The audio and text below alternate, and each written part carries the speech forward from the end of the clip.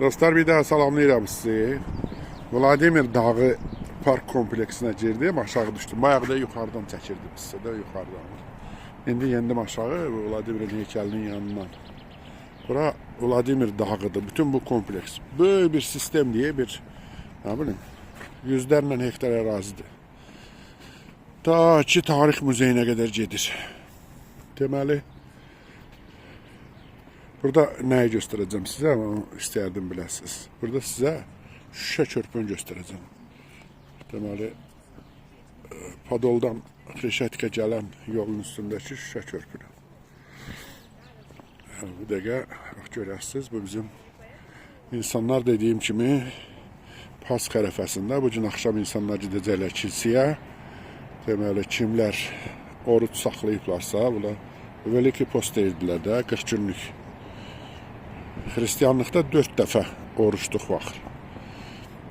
Biri miladdan əvvəlkidir, sayca balıca. İkinci, birinci budur. Yəni bu böyük post 40 günlük. Yəni oruçluq.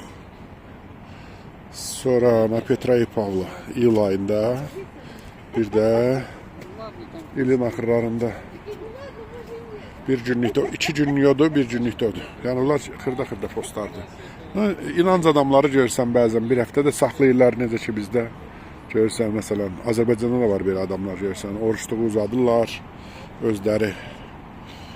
Yəni Hristiyanlıqda da belə şeylər var. Kim istəyirsə biraz vaxtını aparır. Hələ ki fontan işləmir. Bu fontanları zamanında mən bildiyim qədər Zaporojye metallurgiya zavodunda töküblər. Dəmirdir bunlar, ağır, çuğunlardır, bronzadır, hamısı qarışıqdır. Və gəlirik, göstərirəm sizə şəhərin bu rayon üzərindəki. Arkada gördüğünüz bina Filarmoniya binasıdır. O sarı, bir de bunlar hamısı Filarmoniya binalarıdır. Podoldan gələn, aşağıdan gələn yoldur. Buna da şüşə körpü deyirlər. Bu körpü də 2019-cu ildə salınıb. 7 yaşı var. Görürsünüz. Не, дякую, я поспешаю. Я сам сюжет роблю. Сюжет роблю. Сюжет я роблю. Deyir, şəkili çəkim, qız deyir. Fotoğraf deyir, şəkili çəkim. Bax, bu şüşə körpünü gördünüz.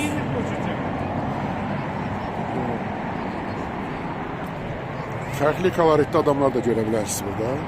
O da gedir, ora da Avropa meydanıdır. Ora maşınların döndüyü yer. Belə qəşəng bir mənzərədir. Buranı da görün.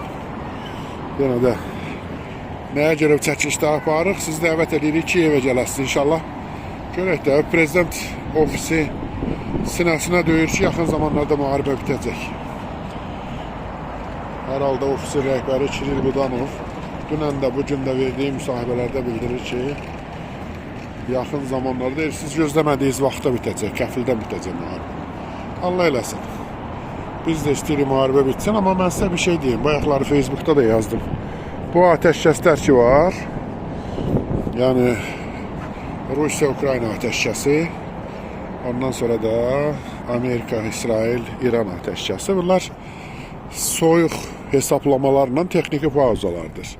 Heç bir nəsil yoxdur, nə də bir, belə deyək, bax, şüşənin üstündə görürsən, aşağı, altdan aşağıdan maşın gedir.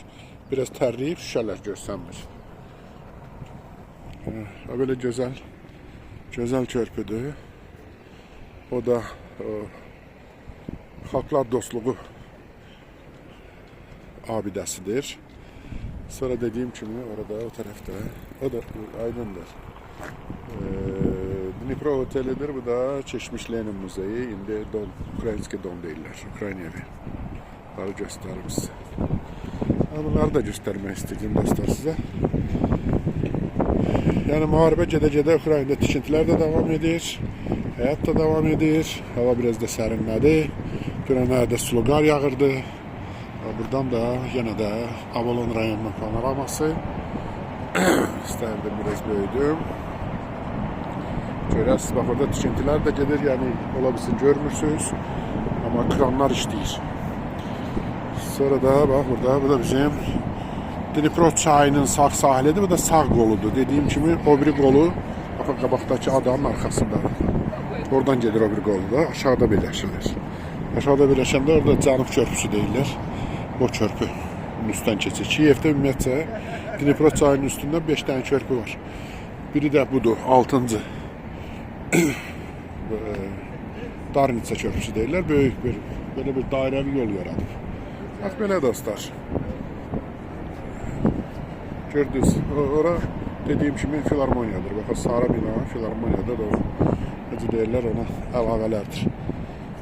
Belə görürsünüz, insanlar gəzişir, bayram qabağı əhv alırıq ya, qaçanlar da var. Hərə bir işlə məşğul. Hər öz həyatını yaşayır. İnandırıram, siz təkcə bu gün belə deyil. Demək olar ki, hər gün belədir. Hər gün Kiyevin həyatı belə intensivdir. İnsanlar müharibə öyrəşiblər. Əlbəttə, müharibə öyrəşmək yaxşı bir şey deyil. Mən də deyim sizə, amma indi nə edəsən ki, 13-cü ildə müharibə gedir. Ona görə insanlar müharibəyə vərdiş ediblər, necə deyim. Bəzən də oradan da belədir. İnsan çox qəribə bir məxluqdur. Bir neçə gün hava həyəcan siqnalı çalınmayanda elə bilirsən ki, nəsə çatmır. Bax belə. Sağ olun dostlar. Bir daha görüşərik. Hələlik.